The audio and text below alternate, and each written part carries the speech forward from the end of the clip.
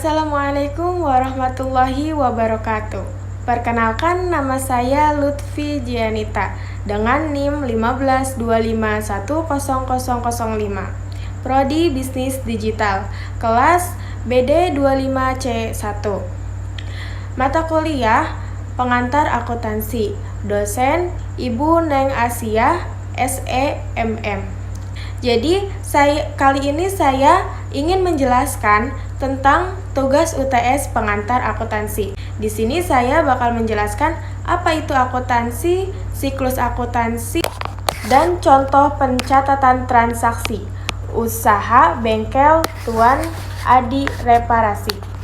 Nah, jadi akuntansi itu adalah suatu proses mengidentifikasi, mengukur, mencatat, melaporkan, mengelompokkan, dan melaporkan transaksi ekonomi keuangan dari suatu organisasi atau entitas yang dijadikan sebagai bahan informasi dalam rangka pengambilan keputusan ekonomi oleh pihak-pihak yang memerlukan. Nah, jadi gampangnya, akuntansi itu adalah proses mencatat semua kegiatan keuangan di sebuah usaha, mulai dari uang masuk, uang yang dikeluarkan, sampai akhirnya kita bisa tahu berapa laba dan rugi yang didapat. Intinya gini, akuntansi itu adalah catatan keuangan supaya bisnis bisa terkontrol dengan baik. Nah, itu penjelasan dari akuntansi. Nah, untuk selanjutnya yaitu ada yang namanya siklus akuntansi, di mana siklus akuntansi itu adalah langkah-langkah yang dilakukan dari awal sampai akhir untuk mencatat transaksi. Siklus akuntansi ini ada 9, diantaranya yaitu identifikasi transaksi, yang kedua ada menganalisis transaksi, yang ketiga ada pencatatan transaksi dalam jurnal, lanjut yang keempat ada membukukan jurnal penyesuaian ke buku besar, dan yang kelima ada menyusun neraca saldo dan jurnal penyesuaian, yang keenam ada membuat neraca saldo, yang ketujuh ada menyusun jurnal penutup, yang kedelapan ada penyusunan neraca saldo setelah penutupan, dan yang kesembilan ada buat jurnal pembalik. Nah, itu semua adalah siklus akuntansi dan definisi akuntansi.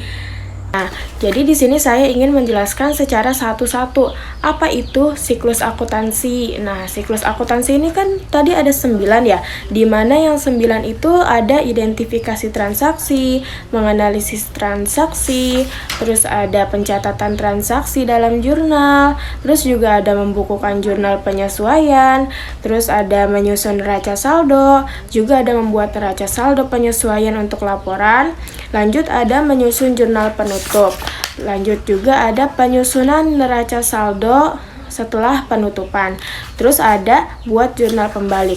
Nah, saya ingin menjelaskan satu persatu di dalam identifikasi ini. Nah, di dalam siklus akuntansi ini yang dimaksud dengan identifikasi transaksi yaitu identifikasi setiap transaksi adalah tahap pertama. Nah, tahap pertama siklus akuntansi. Jadi, identifikasi itu adalah tahap pertama siklus akuntansi. Tahap selanjutnya yaitu tahap yang kedua. Tahap yang kedua itu adalah menganalisis transaksi. Apa itu yang disebut menganalisis transaksi? Nah, menganalisis transaksi ini adalah memeriksa setiap keputusan, memeriksa setiap transaksi yang dilakukan. Nah, apa tadi menganalisis transaksi? Menganalisis transaksi itu adalah memeriksa setiap transaksi yang dilakukan. Nah, sebab dalam mengambil keputusan, analisis transaksi ini dapat berdampak pada situasi keuangan, gitu. Nah, itu tahap yang kedua. Jadi, ada yang tahap ketiga. Tahap ketiga itu apa? Nah, tahap ketiga ini ada pencatatan transaksi. Pencatatan transaksi ini apa sih? Nah, pencatatan transaksi ini adalah siklus akuntansi selanjutnya setelah menyelesaikan analisis transaksi. Jadi setelah menyelesaikan tahapan ke-1, tahapan kedua, baru ke tahapan ketiga. Tahapan ketiga ini apa? Tahapan ketiga ini pencatatan transaksi. Nah, gitu. Jadi pencatatan transaksi ini adalah mencatat setiap transaksi dalam jurnal keuangan. Nah, mencatat setiap transaksi dalam jurnal keuangan. Ini yang tahap ketiga, gitu. Nah, apa sih yang dinamain jurnal? Nah, kalian tahu gak apa yang dinamain jurnal? Jurnal itu adalah catatan kronologis. Catatan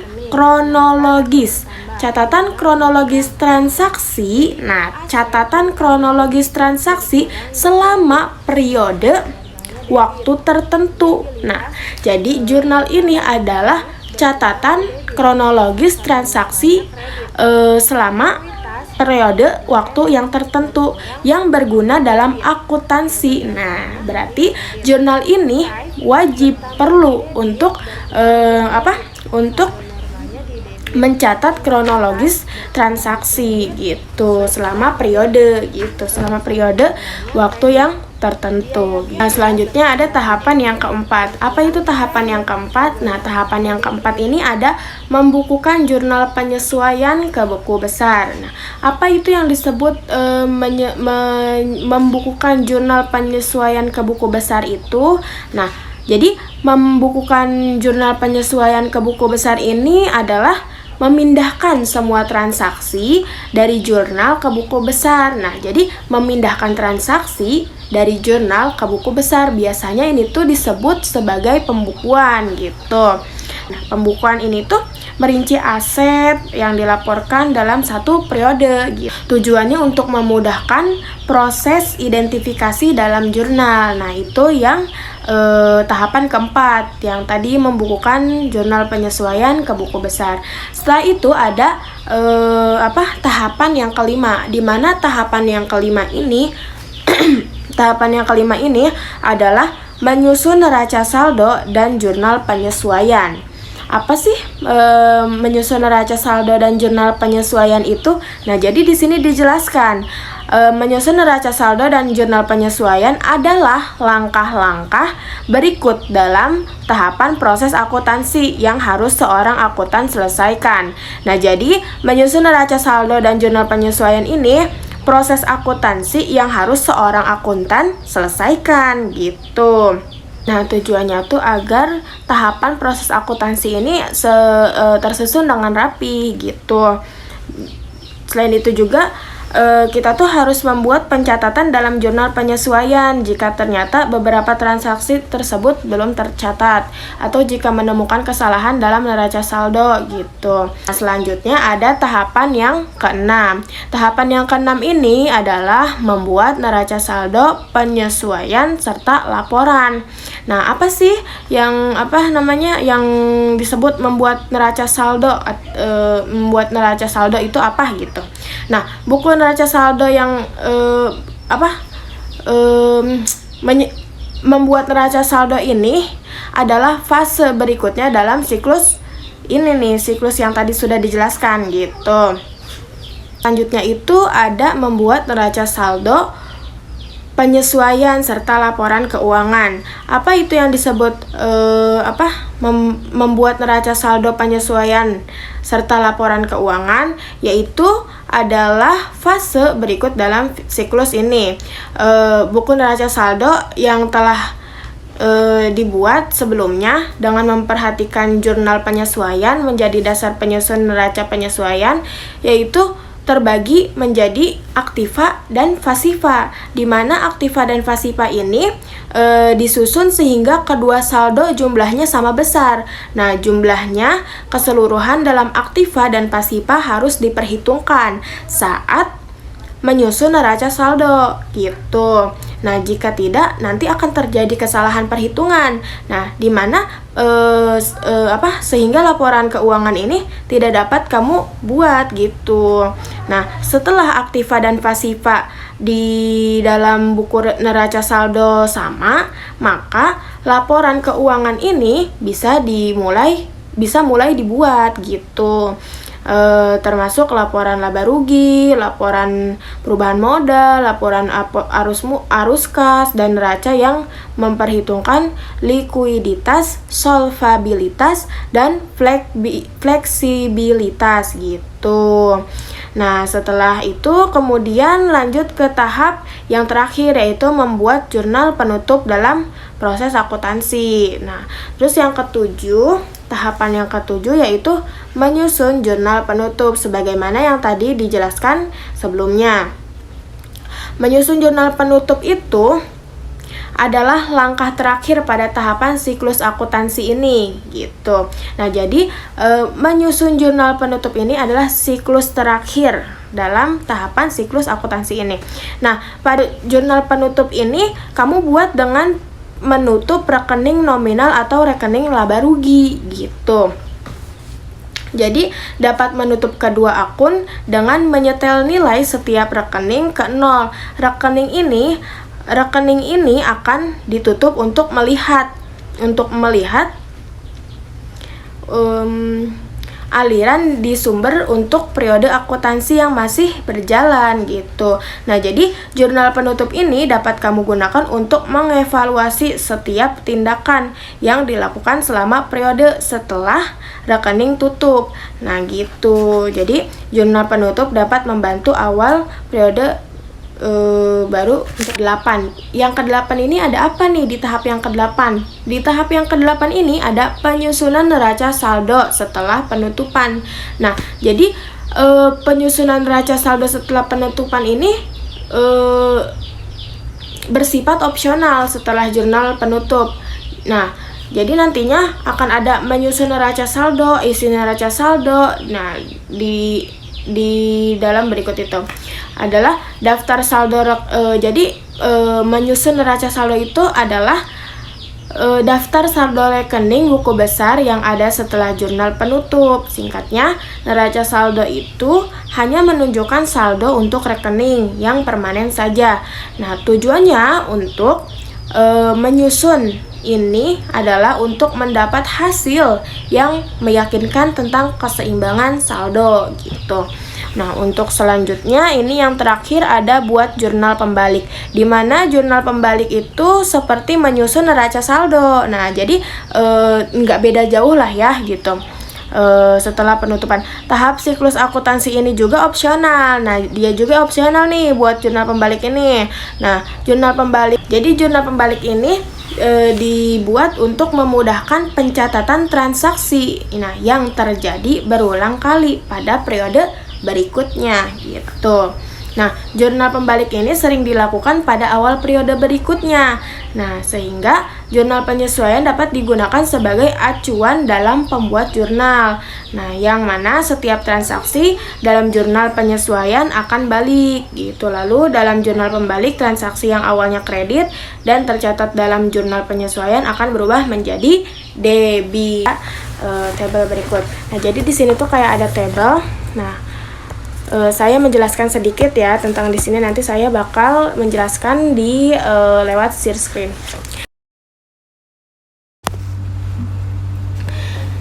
Nah, jadi di sini ada penyusunannya. Akun atau rekening, kenaikan atau bertambah, penurunan, berkurang, saldo normal. Jadi aset bertambah di debit, berkurang di kredit. Nah, saldo normalnya debit. Liabilitas bertambah di kredit, berkurang di debit. Nah, saldo normalnya kredit. Ekuitas bertambah di kredit, berkurang di debit. Saldo normalnya di kredit. Price bertambah di debit, berkurang di kredit. Saldo normalnya di debit. Pendapatan bertambah di kredit, berkurang di debit.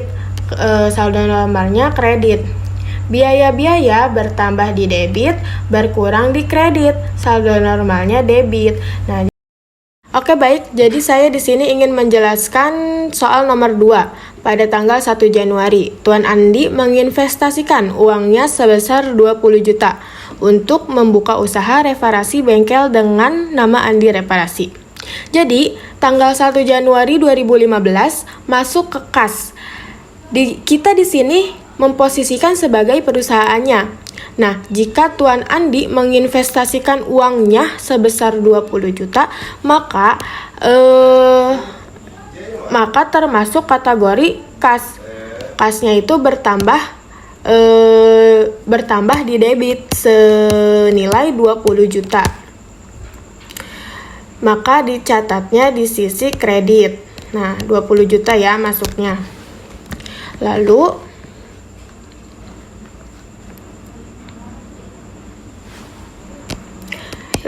pada tanggal 2 Januari, perusahaan membayar sewa ruko sebesar 10 juta untuk jangka waktu 2 tahun.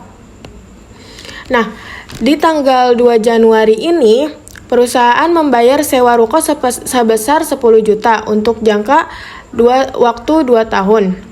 Karena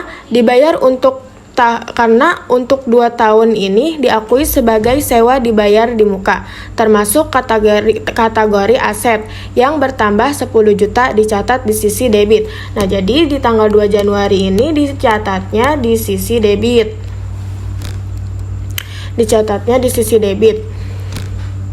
Karena kasnya berkurang 10 juta untuk pembayaran.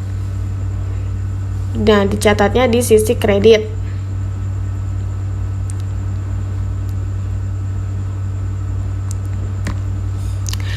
Lanjut ada tanggal 3 Januari. Nah, di tanggal 3 Januari ini memberi peralatan reparasi sebesar 10 juta secara kredit. Nah, di tanggal 3 Januari ini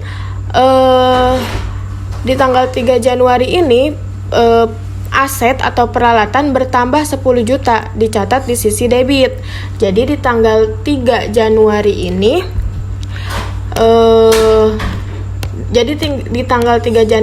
dicatatnya di sisi debit. Lalu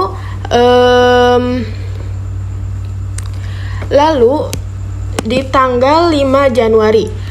Ada apa nih di tanggal 5 Januari? Di tanggal 5 Januari ini membeli perlengkapan reparasi sebesar 5 juta, di mana perusahaan membayar 2 juta secara tunai, sedangkan sisanya akan dibayar bulan yang akan datang. Nah, di tanggal 5 Januari ini membeli perlengkapan 5 juta dibayar tunai 2 juta, sisanya kredit.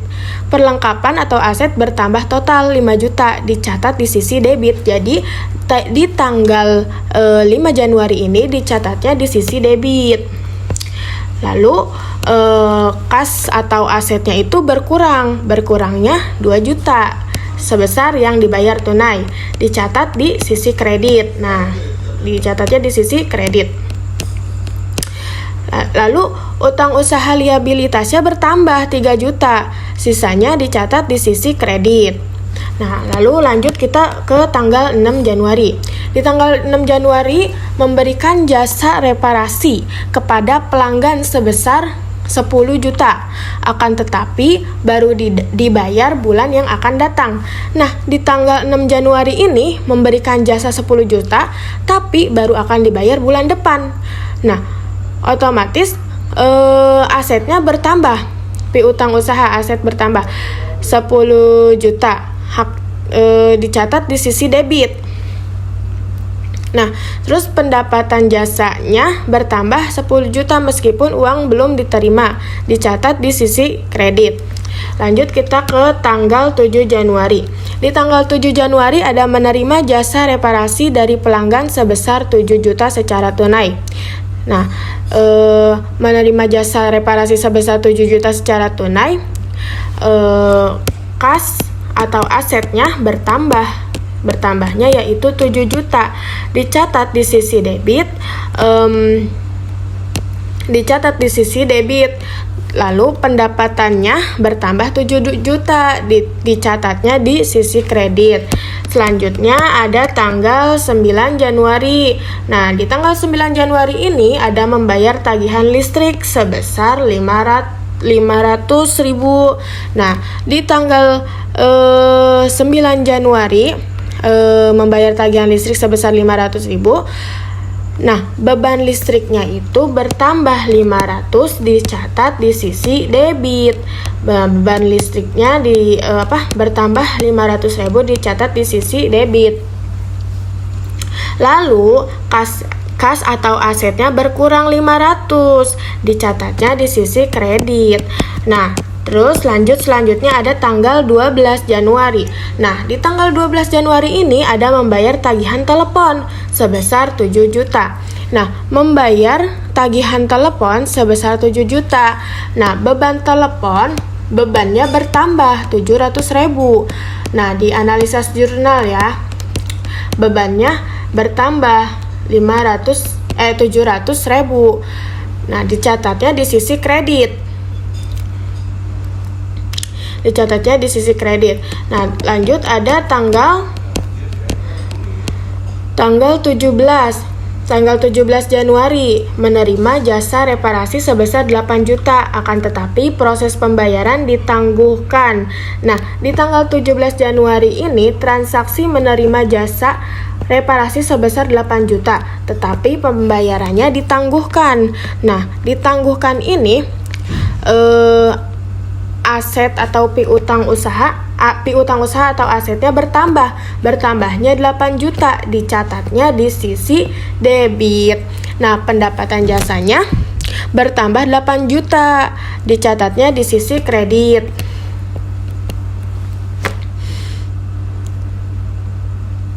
Lanjut ada tanggal 20 Januari.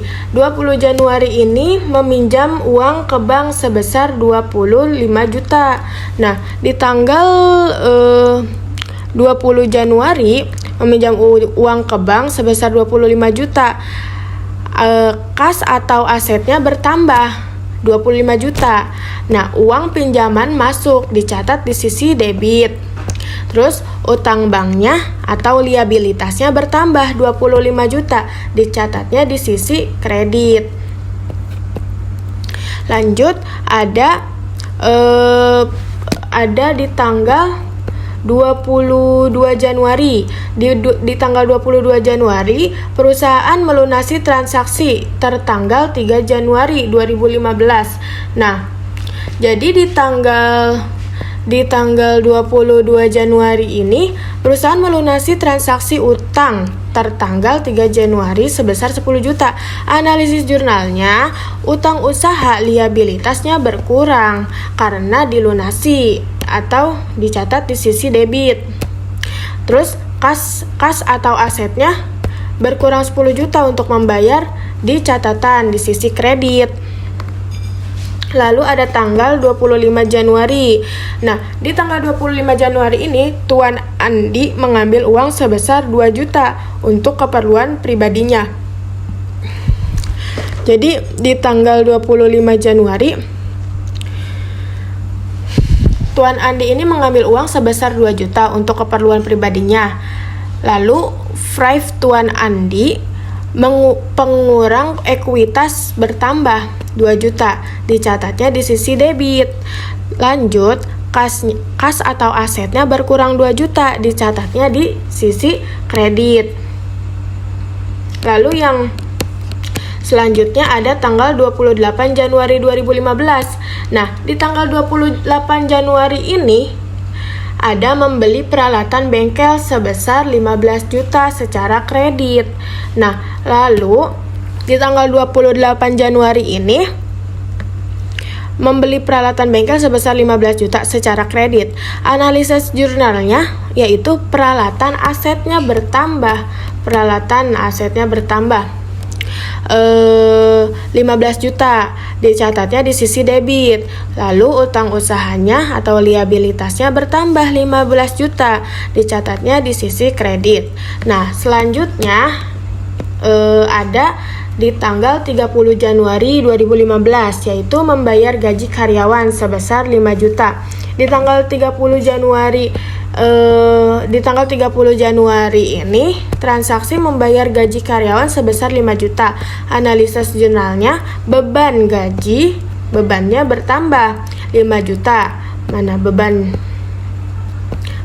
bertambah 5 juta, dicatat di sisi debit. Nah, terus kasnya atau asetnya berkurang. Nah, lalu berkurang 5 juta, lalu dicatatnya di sisi kredit. Nah, jadi teman-teman, dari penjelasan yang sudah saya sampaikan tadi, bisa kita simpulkan kalau akuntansi itu bukan cuma soal angka aja, tapi juga tentang bagaimana cara kita memahami dan mengelola keuangan dengan benar. Akuntansi punya peran yang sangat penting dalam dunia bisnis, karena lewat proses pencatatan, pengukuran, dan pelaporan keuangan, kita bisa tahu bagaimana kondisi keuangan suatu usaha. Nah, seperti pada contoh perusahaan Andi Reparasi ini, kita bisa lihat bagaimana setiap transaksi dicatat ke dalam jurnal umum, mulai dari transaksi modal, pembelian peralatan, pembayaran gaji, sampai pendapatan jasa. Semuanya harus dicatat dengan teliti agar hasil akhir bisa menggambarkan keadaan keuangan perusahaan secara jelas dan akurat. Nah, lewat tugas ini, saya juga jadi lebih paham kalau siklus akuntansi itu sebenarnya adalah alur yang membuat kita menyusun laporan keuangan dengan benar, mulai dari identifikasi, transaksi, sampai jurnal penutup dan pembalik. Walaupun terlihat rumit di awal, kalau kita pahami langkah-langkahnya nih ya, satu persatu, semua bisa dikerjakan dengan mudah dan teratur. Jadi, intinya akuntansi itu bukan cuman penting buat perusahaan besar, tapi juga buat usaha kecil maupun pribadi yang pengen keuangannya tertata dengan rapi. Dan tentunya saya juga ingin meminta maaf apabila dalam penyampaian tadi masih ada kesalahan kata, kekurangan penjelasan, atau hal-hal yang kurang berkenan di hati teman-teman semua.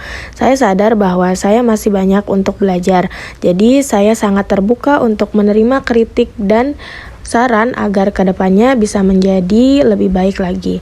Terima kasih sekali lagi atas waktunya dan perhatiannya. Jangan lupa untuk terus semangat belajar, tetap berpikir positif, dan selalu berbuat baik dimanapun kita berada, dimanapun kita sedang belajar ya, dimanapun kita sedang belajar, dimanapun kita sedang berada. Sampai jumpa di video berikutnya. Wassalamualaikum warahmatullahi wabarakatuh. Salam sejahtera untuk kita semua. Sehat-sehat.